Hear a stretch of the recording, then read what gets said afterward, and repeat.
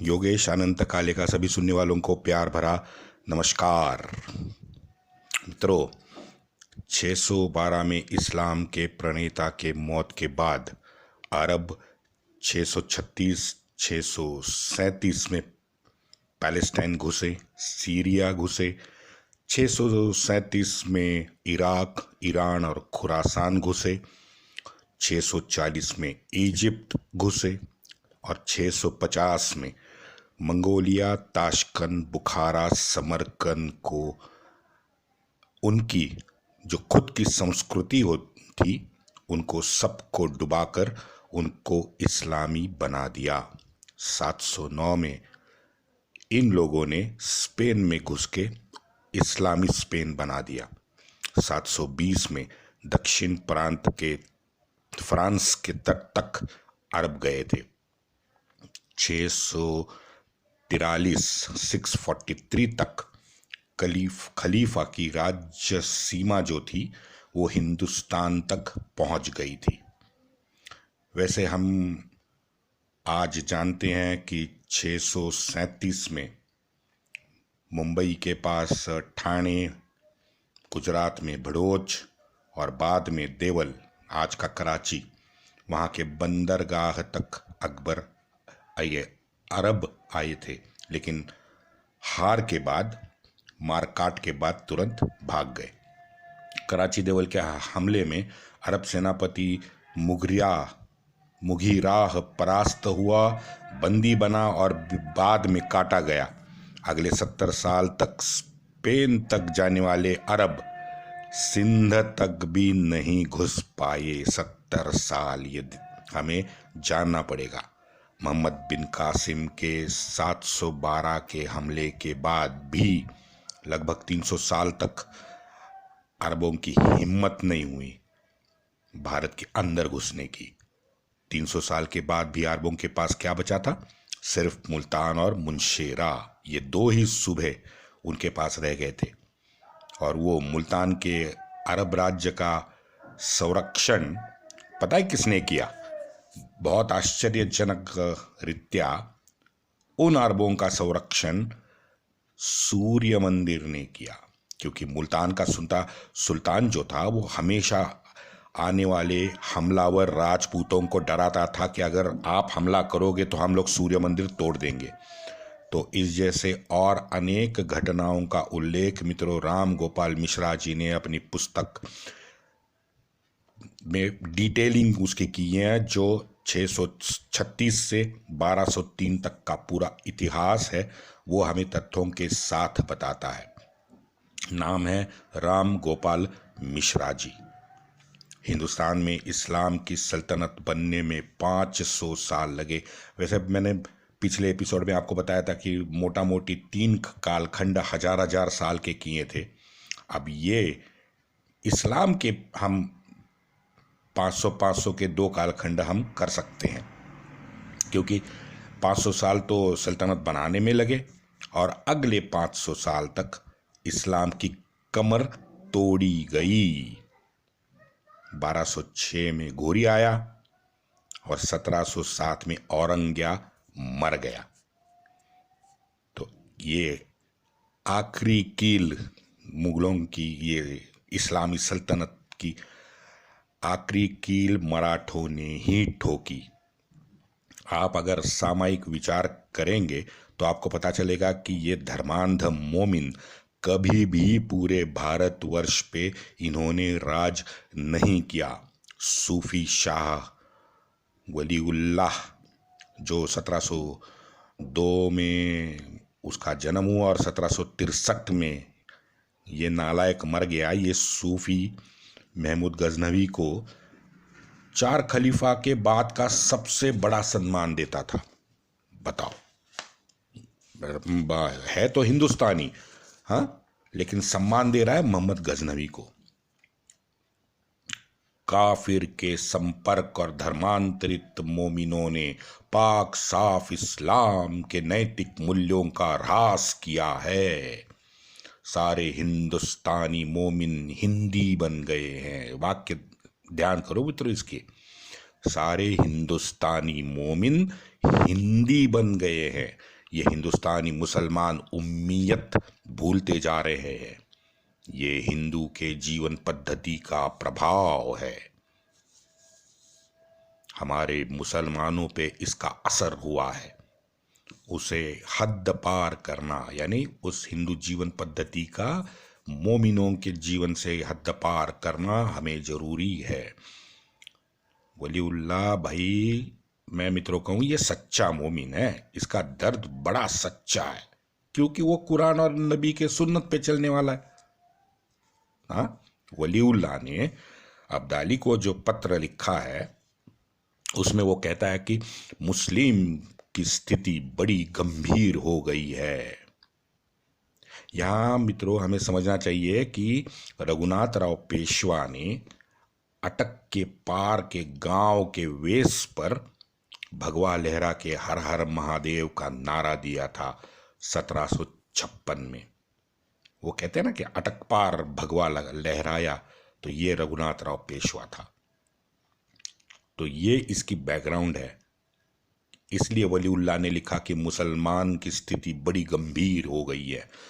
पूर्ण शासन तंत्र इन कुफ्र करने वाले काफिरों के हाथ है। यहाँ मुसलमानों के खाते में सिर्फ दुख और गरीबी है। इन काफिरों का बंदोबस्त सिर्फ आप जैसा सामर्थ्यवान और दूरदर्शी ही कर सकता है। हिंदुस्तान पे हमला करना, मरहट्टा काफिरों को नष्ट कर, मरहट्टा यानी मराठा, मरहट्टा काफिर को नष्ट करना और सच्चे मोमिनों को आजाद करना आपका प्रथम कर्तव्य है।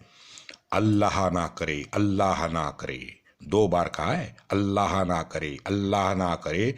अगर आप ना आ सके, यहां आप ना आ सके, तो इन अश्रद्धावानों का, पाखंडियों का शासन चालू रहेगा और मेरे मुंह में खाक, मेरे मुंह में खाक। मुसलमान इस्लाम भूल जाएंगे, जिसको आप मुस्लिम पहचान से जानते हैं।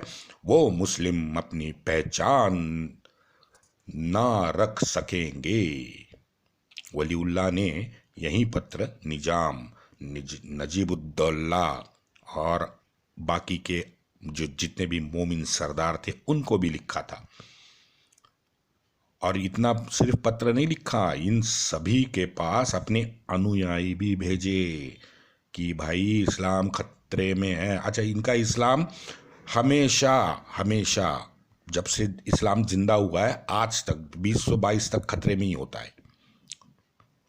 तो इसने अनुयायी सब जगह भेजे और उन्होंने फिर नजीब-उद-दौला की मदद से अब्दाली ने, हमें मालूम है, 1761 में हमला किया। और ये सब जो पानीपत की डिटेल है वो तो मैं आगे बताऊंगा। वो तो हम तो अभी तो हम लोग 1600 तक भी नहीं आए, वो तो 18वीं शताब्दी वो आएंगे हम। लेकिन हम में से कितने लोगों को मालूम है कि 1782 में मराठाओं ने फिर से दिल्ली जीत ली थी? कितने लोगों को मालूम है? हमने देखा ही नहीं, बिकॉज हमारे मन में तो आज भी वो दर्द है 1761 का। लेकिन मात्र 20 वर्षों में इन मरहट्टा काफिरों ने फिर से दिल्ली जीत ली थी। ये हमें भूलना नहीं चाहिए। शौर्य कम नहीं हुआ था। हाँ, 1761 में हार गए, उसके कारण भी बहुत सारे हैं, मैं बताऊंगा बाद में, पूरी डिटेलिंग बताऊंगा उसकी, क्योंकि उसका इतिहास मराठी रियासतकारों ने और प्रत्यक्षदर्शियों ने बहुत सारा मराठी में लिखा है। तो मेरे पास बहुत सारे प्रत्यक्षदर्शियों का कथन है मेरे पास, वो बताऊंगा मैं। हिंदुस्तान में मोमिनों को हिंदित्व को धकारने वाला और अपने ही मातृभूमि पर हमला करने वाला ये नालायक, गद्दार, खूनी सूफी वलीउल्लाह था। ये हमें भूलना नहीं चाहिए, क्योंकि ये सच्चा, जैसे मैंने बताया, सच्चा इस्लाम का नमाजी मोमिन था। इस्लाम धर्म के आगे इन मौलानाओं को या मोमिनों को ना परिवार है, ना माँ बाप है, ना मातृभूमि है, ना समाज है, ना इनको सह अस्तित्व मानना है। आप कुरान पढ़े, अच्छा कुरान पूरा ना पढ़े, अल बकरा और अल तौबा तो पढ़े, 2 और 9, ये 2 और 9 चैप्टर ये दोनों पढ़े। पढ़ने के बाद आपको समझ आएगा कि भाई ये लोग अपने नबी ने जो बताया है वही तो काम कर रहे हैं और बहुत ईमान से कर रहे हैं, क्योंकि सभी को गाजी मुजाहिद बनना है, जन्नत जाना है। और बाद में वो शहद और दूध की नदियाँ 132 फीट वाली तारिक जमील की हूरें जो 100 कपड़े डाल के भी अंदर के गुर्दे जिनके दिखते हैं, तारिक जमील कहता है ना, तारिक जमील की वो हूरें, बस इनको उसी का आकर्षण है।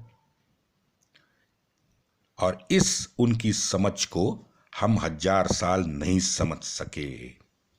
भाई मोमीन एब्सोल्युटली क्लियर है कि हम उनकी जिंदगी मरने के बाद शुरू होती है। कंफ्यूजन तो हम में है कि इनको क्या कहें।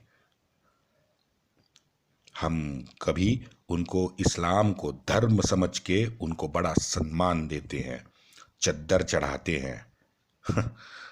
ये भी नहीं समझ सकते और समझना चाहते हुए कि अजमेर में हम दुआ क्यों मांगते हैं, क्योंकि वहाँ के मुल्ला, मुझे खुद कहा है, मुझे प्रत्यक्षदर्शी हूँ मैं मित्रों, मुझे खुद मुल्ला ने कहा है अजमेर में कि भाई आपकी दुआ कबूल नहीं होगी। मैंने बताया था कि मैं रिक्शे में जा रहा था, तो रिक्शे में ही उसने दीन की मुझे दावत दी थी। तो मैंने उनसे स्पष्ट कहा है कि भाई मुझे ब्रह्मदेव के मंदिर जाना है, मुझे नहीं जाना है मज़ार पे। लेकिन वो दरगाह मुझे लेके जा रहा था फोकट, 1 रुपया फोकट लेके जा रहा था रिक्शे वाला।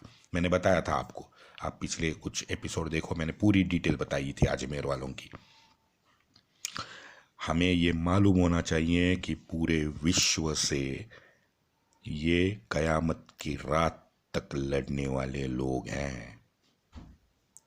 और हम सब जानते हैं कि पूरे विश्व में सिर्फ हमारे यहाँ यानी भारत खंड में, पाकिस्तान, बांग्लादेश, अफगानिस्तान और यहाँ पे हनाफी, बरेलवी, नक्शबंदी और देवबंदियों ने ज़्यादा विष समाज में मिलाया है। क्योंकि हम जानते हैं कि यहाँ इनको सत्ता गंवाने का ज़्यादा दुख है। क्योंकि कुरान कहता है, क्या कहता है, काफिर तो तुम्हारे नौकर होते हैं, उन्हें हम पर शासन करने का कोई हक नहीं है। ये उन्हें बचपन से सिखाया जाता है भाई, आप समझ लीजिए इस बात को।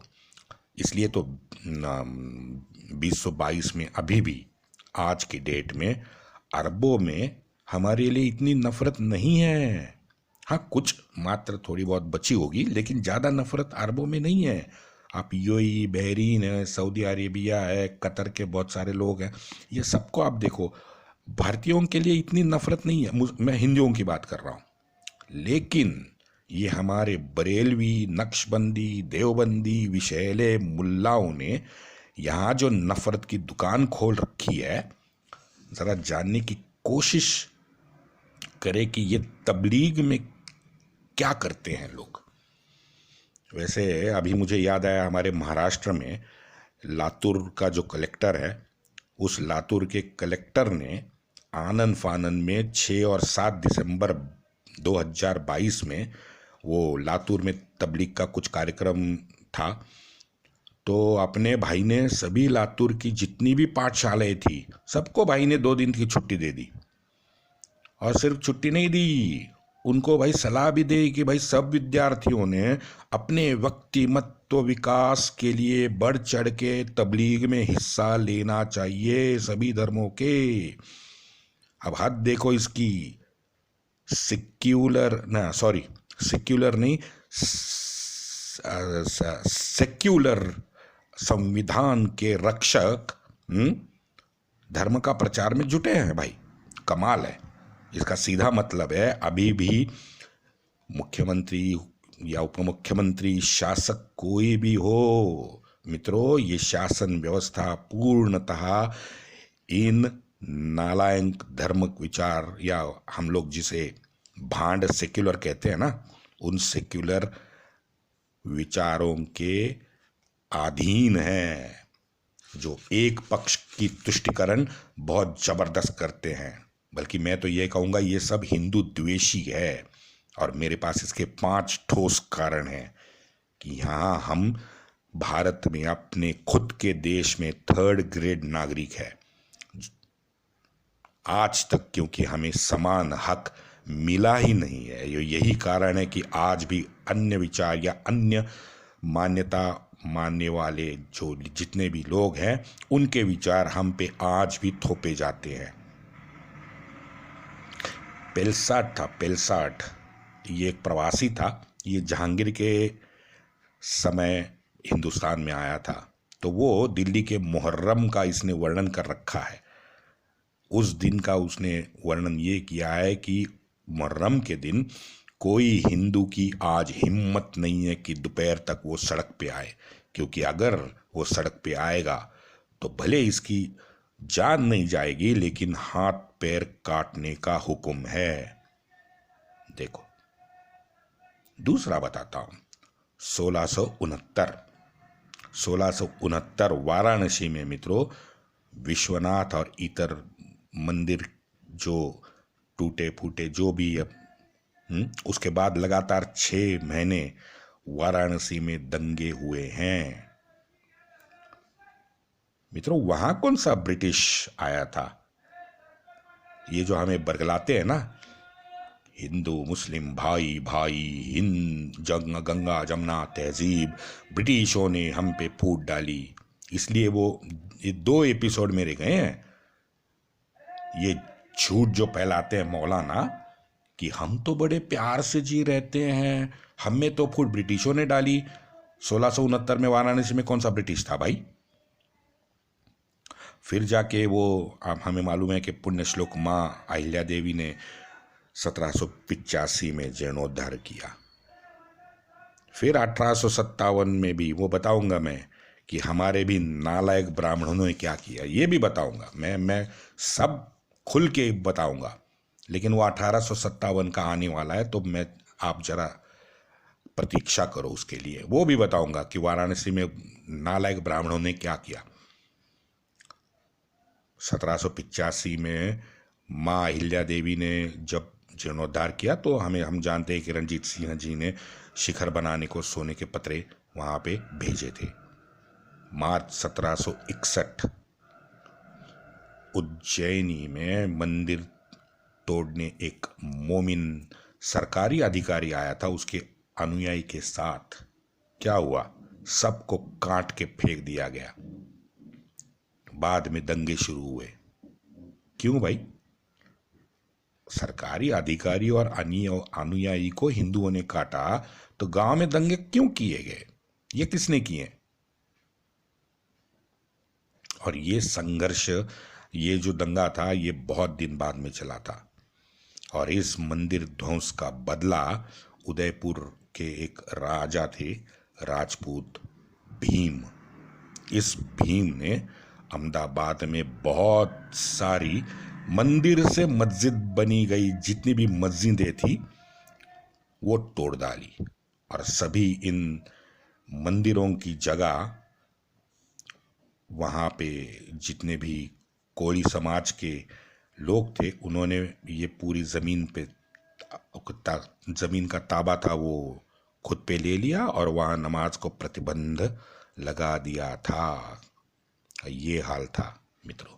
मुहर्रम और होली अगर एक दिन एक साथ आती थी, तो जुलूस के रास्ते पे वो पीपल और बरगद के जितने भी पेड़ की शाखाएं होती थी वो तोड़ी जाती थी, और जैसे ही पीपल और बरगद की शाखाएं तोड़ी जाती थी, हिंदू मुसलमान के दंगे हो जाते थे।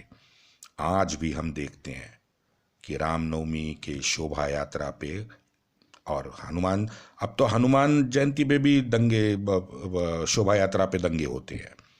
वैसे शिया सुन्नी के तो हमें पता है करबला के बाद से ही शुरू है।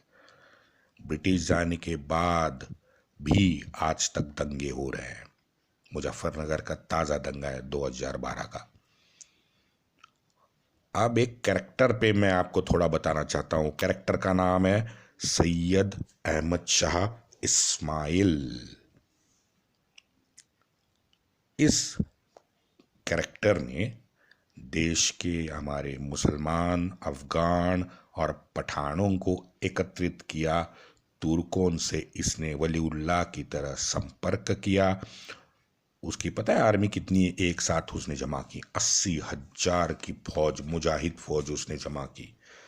और 1830 में ये सैयद अहमद शाह इस्माइल ने खुद की जिहादी सरकार स्थापन की और उसने रंजीत सिंह जी को डायरेक्ट ललकारा था। मैं ये इस सूफी के बारे में क्यों बता रहा हूं, ये आखिरी 2 सेंटेंस में आपको पता चलेगा। इसका कहना भी था मुसलमानों ने पान नहीं खाना चाहिए, हिंदुओं के त्योहार में भाग नहीं लेना चाहिए, हिंदुओं की तरह परिवेश नहीं करना चाहिए, इवन निकाह भी हिंदू प्रथा के अनुसार नहीं करना चाहिए। महिलाओं ने अपने कान, हिंदी में तो हम लोग कान पे छेद करते हैं, अब उसको टोचने कहते हैं, टोचने, हिंदी में पता नहीं क्या कहते हैं, लेकिन आप समझ गए कि इस कान में स्त्रियों ने, जो हिंदू स्त्रियां छेद करती हैं वैसे छेद इन्होंने नहीं करना चाहिए। ये इसके अमूल्य विचार थे। और उसने ये 80,000 मुजाहिदों का जो जिहाद था वो रंजीत सिंह जी के विरुद्ध किया था। तो साफ बात है अंग्रेज जो थे उन्होंने इस पे ध्यान ही नहीं दिया। इनफैक्ट जितने भी ये जिहाद में भाग लेने वाले थे और जो ब्रिटिशों के चाय के बागानों में, या वो नीली होती है ना जो पुराने समय में सफ़ेद कपड़ों को साफ करने के लिए, वो कारखानों के जो मोमिन कामगार थे उनको ब्रिटिशों ने ये दी थी, उनको छूट दी थी कि आप काम पे नहीं आए तो चलेगा। लेकिन रंजीत सिंह जी के साथ उनकी लड़ाई हो गई 1831 में। और आपको एक इंटरेस्टिंग चीज़ बताता हूँ, और ये लड़ाई हुई है बालाकोट में। इस बालाकोट की लड़ाई में ये सैयद अहमद और शाह इस्माइल ये दोनों मारे गए। अब बताता हूँ जबरदस्त चीज़, ये सैयद अहमद शाह रज़ा यही है बरेलवियों का प्रणेता। और इनका मेन मदरसा जो है ये आज भी है बालाकोट में। कहाँ है? सैयद अहमद रज़ा बरेलवी की कब्र के पास। अब कनेक्शन लगाओ कि मसूद अजहर जब एयर स्ट्राइक हुआ बालाकोट पे, तो उसके बाद मसूद अजहर जो है वो आज तक दुनिया के सामने क्यों नहीं आया। और ये असली दर्द जो पाकिस्तान को हुआ है वो उसी बालाकोट में स्ट्राइक करने के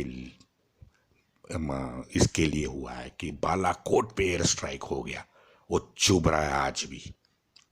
वंदे मातरम।